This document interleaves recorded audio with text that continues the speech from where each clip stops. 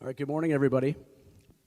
My name is Mitch Krebs. I am the Program Director for the Rural Healthcare Program of the Leona M. and Harry B. Helmsley Charitable Trust. We appreciate your attendance this morning. We have a very exciting announcement to make that demonstrates Helmsley's commitment to making sure that everybody, regardless of where they live, have access to quality health care.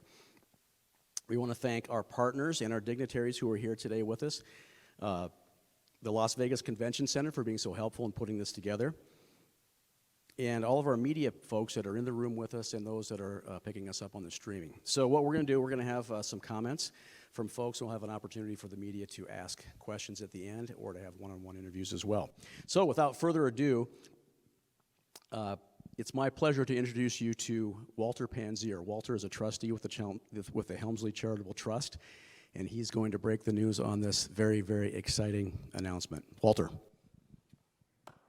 Thank you. Thank you so much. Today is an exciting day for Nevada and an exciting day to help with people having mental health care crises. Today I'm proud to announce a $3.8 million grant for the Virtual Crisis Care Pilot Program here in Nevada. This grant is something Nevada has never seen. This grant will be working with 7 counties across Nevada. So half the counties across Nevada. This grant will help law enforcement officers have access to state-of-the-art virtual crisis care programs.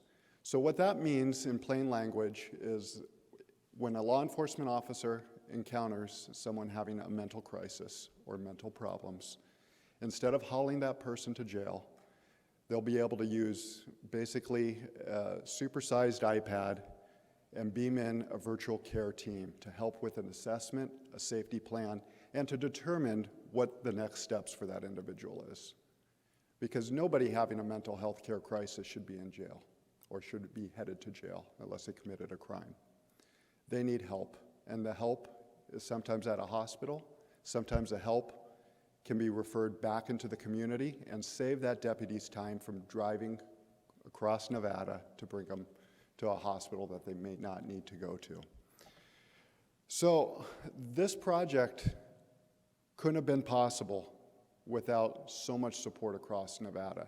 This project is over a year and a half in the making, and we couldn't have done it without the help of Chief Justice Hardest, Judge Yeager, down here in Clark County, Speaker Pro Tem Yeager, and Sheriff Lombardo. Without Sheriff Lombardo's early buy-in, I don't think this project would have been as successful as what it could be. So a lot of thanks to those people. And also, we couldn't have done this without Governor Sisolak. Governor Sisolak recognizes that people in mental crisis need help and should get quality health care, regardless of where they are in Nevada. It should not matter whether you're in Clark County, Nevada, or clear out in small little Esmeralda County, Nevada. The access to quality care should be equal. And Governor Sisolak has done so much to help make this project and help bring together all the partners as well. So without further ado, let me please introduce Governor Steve Sisolak. Thank you. Good morning, everyone. Thank you very much for being here, and a special thank you to Walter Panzier and the Helmsley Charitable Trust for helping bring this innovative program to Nevada, especially our rural communities, and it's exciting. As Walter mentioned, law enforcement, behavioral health professionals, and mental health care advocates are supporting this vital program as being on the cutting edge and being innovative and the best that there can possibly be. I'd like to have a special shout out to Nevada Supreme Court Justice James Hardesty for championing this partnership. I remember when Justice Hardesty called me early on in this and thought about the idea, and I met with him and Chairman Yeager, Steve Yeager, about this and the ideas that they had moving it forward. And it was an exciting time, and I appreciate that they've continued to be strong advocates. I was so proud that just 1 week ago, Nevada's Interim Finance Committee approved the funding to help support this program and help get it off the ground so we can get assistance to those in need as quickly as possible. And with the help from the Helmsley Charitable Foundation that is doing this, it's going to make an enormous difference on our communities. The pandemic, if it showed us one thing, it showed us how important equitable and accessible healthcare is for everyone, and that the virtual care crisis program will help us in that mission in a new and innovative way that we had previously not seen. The pandemic showed us how important equitable and accessible health care is, and the virtual care crisis will help us in that mission. There are 3.1 million people across Nevada, spread over 110,567 square miles. This adds a unique challenge for a coordinated behavioral health crisis, particularly in our extreme rural communities. Challenges include lack of access to providers, timeliness of crisis response, and barriers to transportation to access services. With the virtual care program, we will be able to dissolve some of those barriers, to remove them completely. We will also be able to give some relief to law enforcement officials who are often asked to do the job of mental care providers. I want to thank the Nevada Department of Health and Human Services and Richard Whitley for their work with the Helmsley Charitable Trust to bring this program to life. I know it will help provide behavioral health care for many across our great state, the ones most in need, especially those in our far rural and tribal communities. The mental health care crisis can't be solved alone. We need everyone to work together to make sure that our healthcare systems work for all Nevadans, and I mean all Nevadans. I'm proud to see so many people here caring about this and dedicated to solving this issue and this problem. Thank you, Walter, so much, and the Charitable Foundation for your commitment to Nevadans. We appreciate all that you do.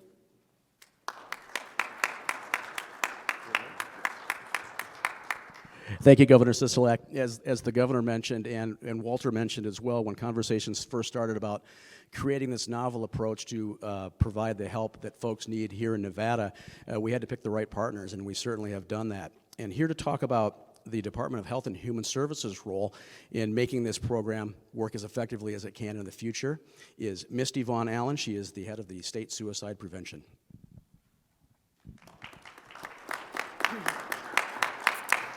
Good morning, everyone. I want to thank Walter and the Helmsley Foundation for this incredible opportunity. I need to thank Governor Sisolak and Director Whitley with the Health and Human Services for supporting mental health in such an incredibly innovative way. And finally, Dr. Stephanie Woodard for her incredible vision for our improved crisis response across Nevada.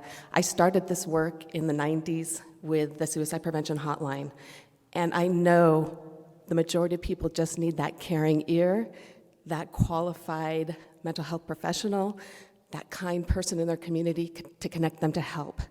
That can make all the difference in the world, and this virtual crisis care fills that critical gap, especially in our rural communities, where sometimes it can be 5, 6, 7 hours to transport someone to care that isn't even guaranteed access. That takes law enforcement off the streets.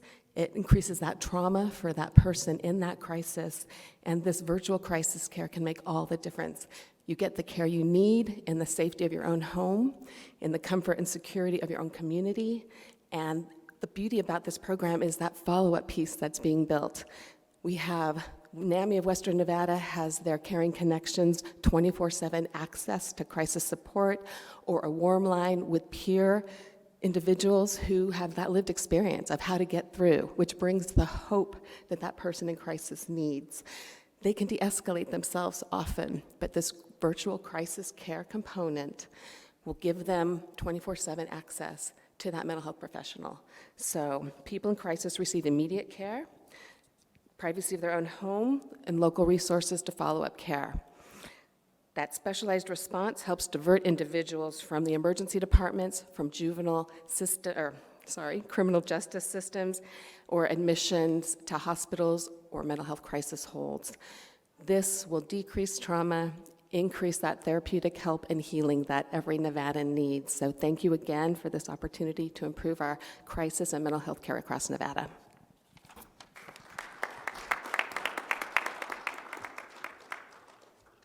Thank you, Misty. Another key component to making this program work, of course, is law enforcement. Law enforcement are the first folks on the scene oftentimes that have to make that critical distinction of whether somebody goes to a behavioral facility, stays at home, or goes to jail. And the wrong decision in those situations can be detrimental in lots of different ways. I'd like to welcome now the Lincoln County Sheriff, Kerry Lee, to the podium. He's going to talk a little bit about how law enforcement will take advantage of this program and provide those best services for folks as well. Sheriff Lee.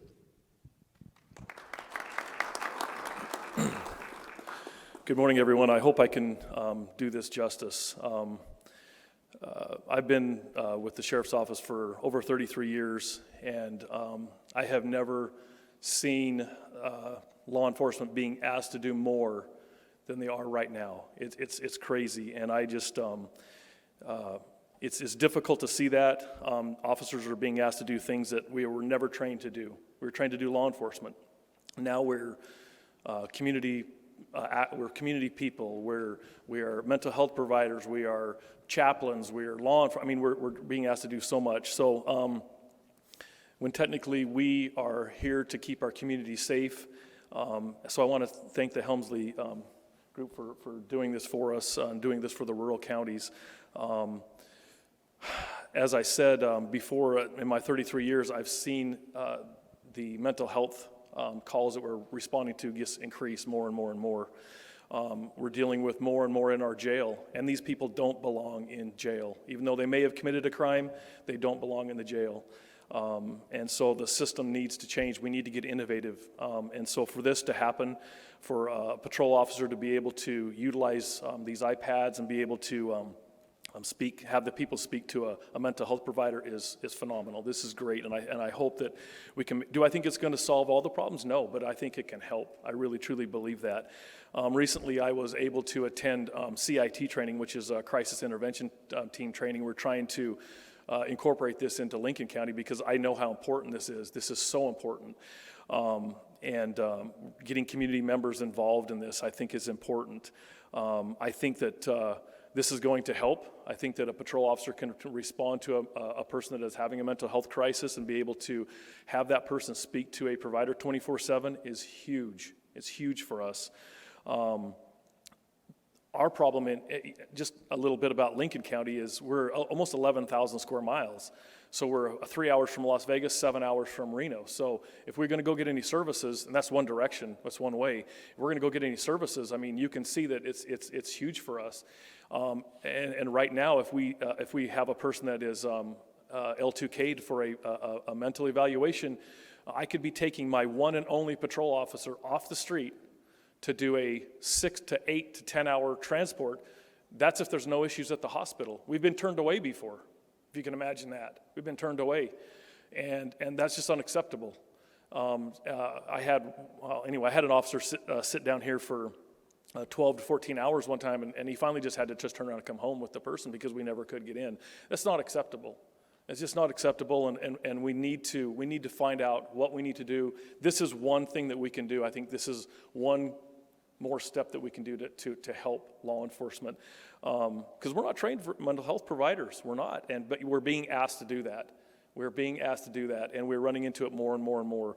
I don't want to take up a lot more time, but I just feel like this could help immensely to the rurals. When this thing first came up several months ago or last year, I was very interested in it because I knew I'd been dealing with it more and more on patrol and in the jail. So I said, yes, definitely, we want to be involved in this. And so I'm glad that we could be involved in this. We hope that it will work. We hope that it can just be a tool in our toolbox. Literally, that's what it will be, is a tool in our toolbox that we can utilize to help these people in crisis, hopefully keep them out of the jail, because they don't belong there. They do not belong there. It makes it worse. Literally, it makes it worse. You take somebody who's in a mental health crisis, take them in a jail, lock them up, put them in a cell, sometimes by themselves because they can't be with other inmates. This is just not acceptable. It doesn't help at all. It makes things worse. So I feel that this could be a great impact for law enforcement. I hope it works. Again, I thank Helmsley for doing what they're doing. Thank you for having me today. Hopefully I was able to give a little bit of perspective on the law enforcement side. And again, thank you very much for your time.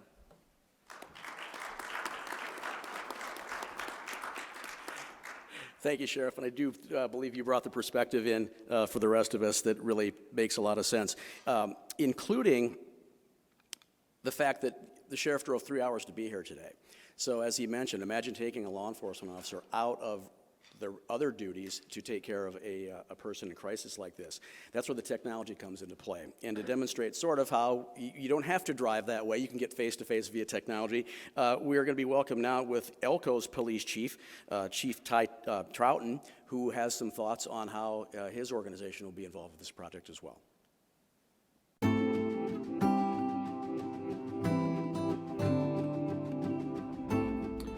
So to understand the benefit that this program is going to bring to our community, it's first important to understand the geographical location of Elko City within the county of Elko.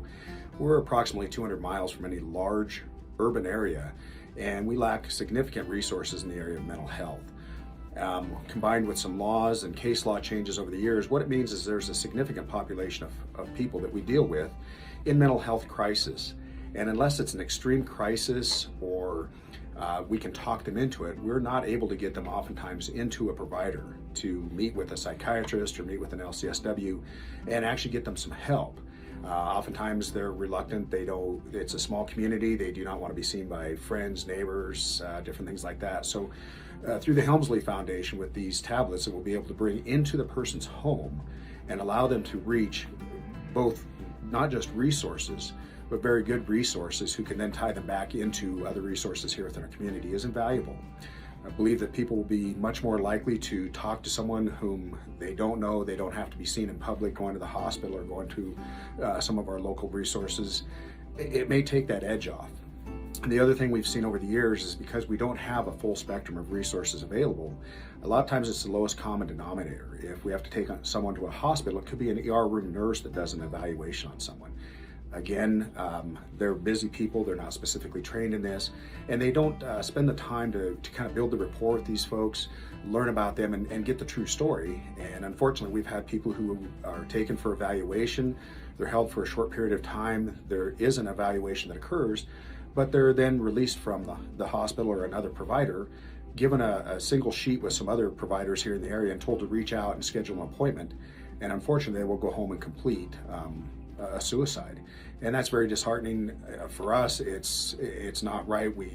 There's all kinds of damage that comes from that. So again, with the Helmsley Foundation providing these for us, as well as providing the resources on the other end, I believe that this will make a significant difference. It's going to be another piece in the puzzle for our resource list and our spectrum of care that we can provide. So very grateful for it and look forward to great things from it. I think it will make a significant difference.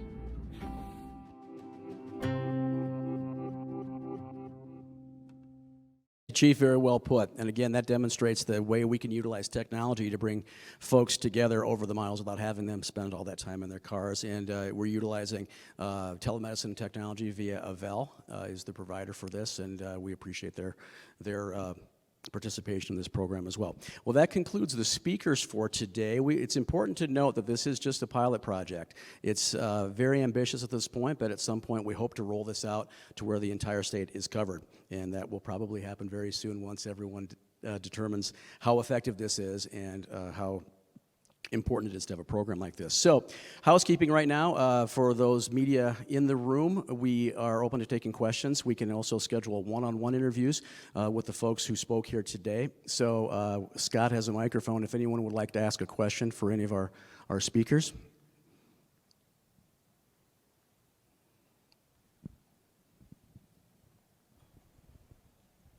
Thank you. This is Nyoka with Nevada Independent. I may have missed this, but what is the price monthly for Helmsley in a household?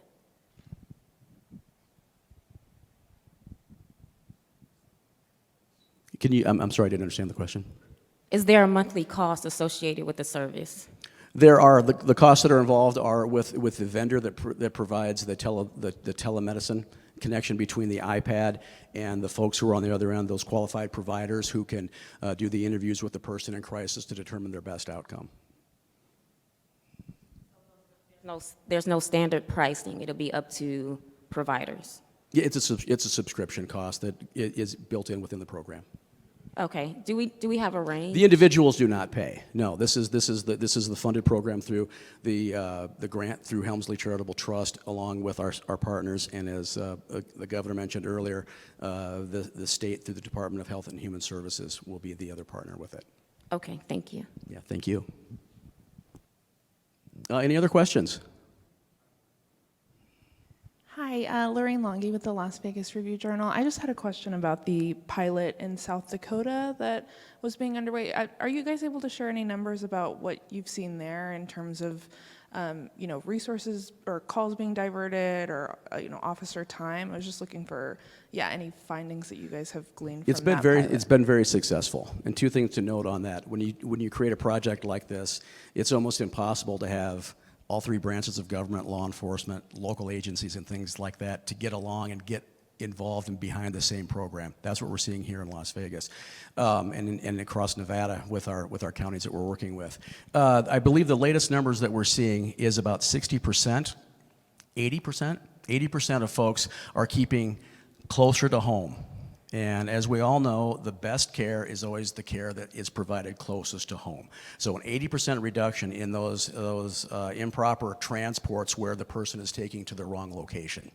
So that's a phenomenal number, and the aftercare that folks are getting through this program as well, that's another component that's built in, is to make sure that it's not just determining at that point of contact through the iPad where that person goes. It's also that they get the treatment after the fact and get the help they need down the road.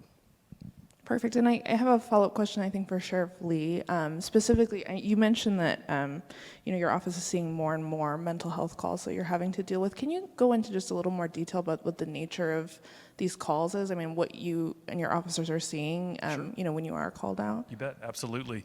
And it's a wide variety, all the way from someone that is homeless and having a mental crisis to someone that like recently, without disclosing a whole lot of information, a family member that had a mental crisis and threatened his family and to do other things and ended up in our jail, even to up into suicide, people who are suicidal, and these are not just adults, these are also youth. And like I said, over 33 years, I can truly tell you, I have never seen it. We can blame it on whatever we want to blame it on, COVID or whatever. To me, it doesn't blame it on whatever, because the point is still the same. But I have never seen it like this before. And I'm going to reiterate, law enforcement officers are asked to do more than ever before in light of what's going on in the nation right now. It's hard, and we wonder why law enforcement officers or people aren't going in law enforcement. It's no wonder in my mind, because they're being asked to do more than ever before. And so I hope this helps. One thing I did want to touch on that you said, and I didn't get to say this, is the follow-up. Because if we put them in jail or we put them to a legal hold or we put them up, none of that matters unless we have follow-up. And I think that is a huge thing that we have been lacking over the years, is somebody to follow up with these people. Because if we don't follow up, guess what? Next week we're going to be dealing with them again. Or they get released out of jail, and guess what? A week later, they're back in the jail again. And it's a revolving door. So if we don't get some follow-up, this is just me. It's not going to do us much good. Temporarily, yeah, it could do us some good. You take somebody, put them into a hospital for a little while, and then they're back again. Get them regulated on their medication. But we've got to have that follow-up. That follow-up is huge, and I've seen that. So did that answer your question? It does. Thank you so much. And I actually just had one more follow-up question for whoever's best equipped to answer this. But can you guys go into a little more detail about what exactly happens on that de-escalation when the mental health professional comes through on the iPad? I mean, just kind of what kind of line of questioning or what is being assessed in that initial call before, connecting the individual to follow-up resources? Sure, I'll talk in very general terms about that. What traditionally happens when a call comes in like this, a beat officer or a sheriff's deputy, or oftentimes even the sheriff, him or herself, shows up and asks a couple of questions, a couple very basic questions that determines whether that person in crisis stays at home, goes to jail, or goes to a behavioral facility. Now, as the sheriff accurately pointed out, you're putting a lot of extra burden on, folks who don't have necessarily have as much training as a trained professional in the behavioral world. So what this does, it connects that person in crisis with the officer there as well via an iPad. And there's a great video, I suggest all of you, we have a link to it within our press materials that you can look at how the South Dakota program works. It lays it out in vivid detail on how it works. So that person is on the iPad face-to-face with a trained behavioral professional who asks many more questions than those basic 3 or 4 questions that were asked before, and they make the determination on where that person goes after that. It's much more thorough, it's much more behavioral health-based, and it takes a lot of the decision-making process out of the hands of a deputy or a police officer. Does that answer your question? Yes, thanks so Perfect, much. thank I you. actually had one more follow-up, but that's okay. This might be for the governor. But are there plans, I don't know, in South Dakota or even here in Nevada, just telegraphing forward to expand this? Just is there going to be a metrics of kind of how well this program performs and expanding it to other counties or, police departments moving forward? No, good question. One of the things, and Walter can address this as well, with how the Helmsley Charitable Trust operates. Sure thing. First of all, simple answer, yes, we do plan on expanding it. It's originated in South Dakota for the rural, same reasons like the sheriff spoke with. And it became so successful. When you're seeing 80% not being transported, and then on top of it, which Mitch didn't mention, there's between, I think it's a 40 or 50% reduction in callbacks. So you're really dealing with the problem there. So we see this as a win-win. And South Dakota was a smaller pilot. We expanded the pilot with the help of the governor and the governor of South Dakota over there and the South Dakota State Department of Health, where it's pretty much almost completely statewide now, pretty close to statewide. And as we were expanding that program, that's when we found out through contacts here that Nevada was watching what South Dakota was doing and had some interest. And over that period of time, we began dialoguing, and here we are today. And so if proven successful here, I see there's no reason, this is more of a government question, why not to expand it? Because if this works and it reduces so much waste of the deputy's time and so much liability of making the wrong decision,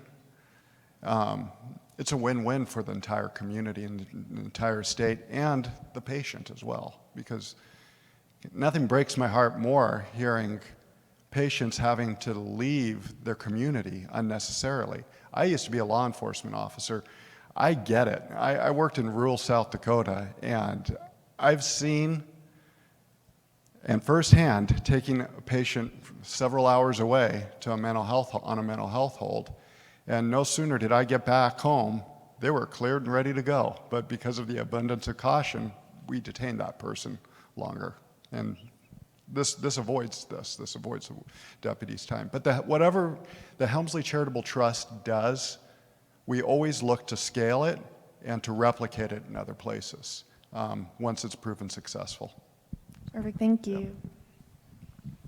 Thank you. I want to be respectful. I know the governor has a tight schedule today, so I think we have time for maybe one more question from the room if we have one.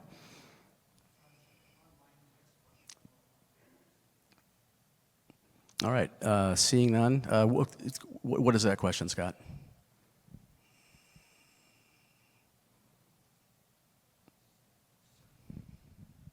Okay. We'll have those submitted later for the folks. Again, thank you all for being here. There is the opportunity for some one-on-one conversations with the folks who spoke here today as their schedules allow. Again, thank you very much to all of our partners in making this project work. We look forward to having this replicated across the other counties in Nevada, as well as, you should know that people across the country are looking for ways to find solutions to these challenges, and other states are watching, and we'll see the success here and want to replicate that as well. So thank you again, everyone, to our speakers. We appreciate you being here as well. Have a good afternoon.